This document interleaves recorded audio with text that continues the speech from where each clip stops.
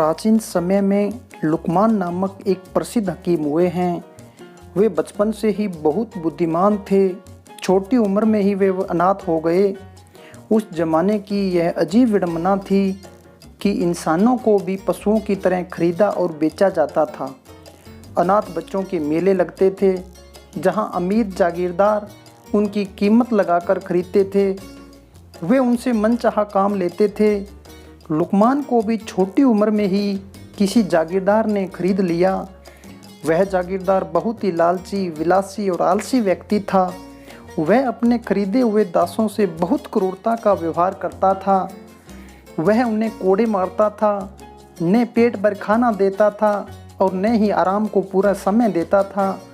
जब लुकमान जागीरदार के घर पहुंचा तो दासों की ऐसी हालत देखकर उसने संकल्प लिया कि मैं इस जागीरदार को इसकी गलती का एहसास कराऊंगा।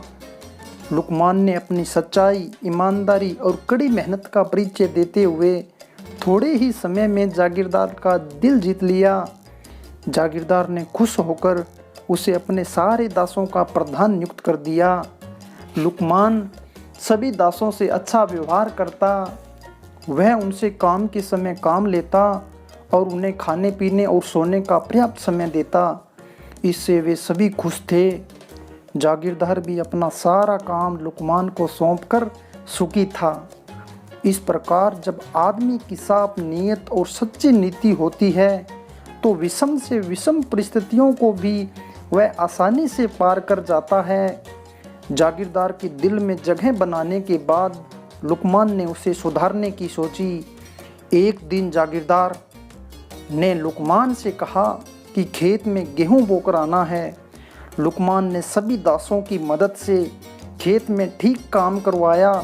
जब वह वापस आया तो जागीरदार ने उससे पूछा कि क्या गेहूं की फसल बो दी। उसने कहा कि हाँ जी, बहुत अच्छी फसल होगी, जो बो के आया हूँ। जागीरदार बोला कि मैंने तुम्हें गेहूं बोने को कहा था और तुम जौ की फसल बो आया।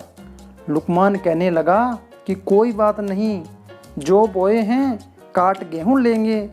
जागीरदार ने गुस्से से कहा, अरे मूर्ख, मैंने तुझे अक्लमंद समझकर इन सभी दासों का प्रधान बनाया था।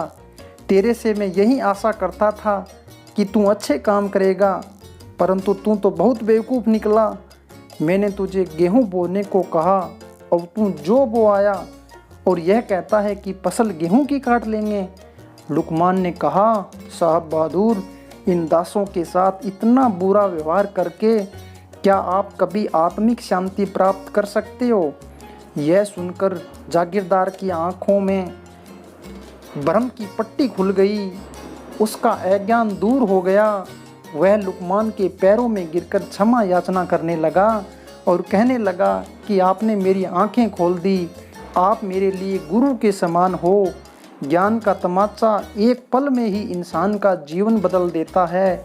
जब तक सत्संग में फरमाए गए वचनों को हम अपने जीवन का आधार नहीं बनाते, उन्हें अपने जीवन की लक्ष्मण रेखा नहीं बनाते, उन पर अमल नहीं करते हैं, तब तक 84 के चक्कर से नहीं बच सकते। तो मित्रों, आपको यह हमारा लुकमान हकीम पर बनाई गई प्रेरणादायी कहानी आपको कैसी लगी? आप प्लीज़ कमेंट बॉक्स में अपनी राय ज़रूर दें। और यदि आप हमारे चैनल पर पहली बार आए हैं तो आप चैनल को सब्सक्राइब कीजिए और साथ में बेल आइकन का बटन भी दबाइए। और हमारा वीडियो अगर आपको पसंद आया है तो आप इसे लाइक एंड शेयर करें। धन्यवाद।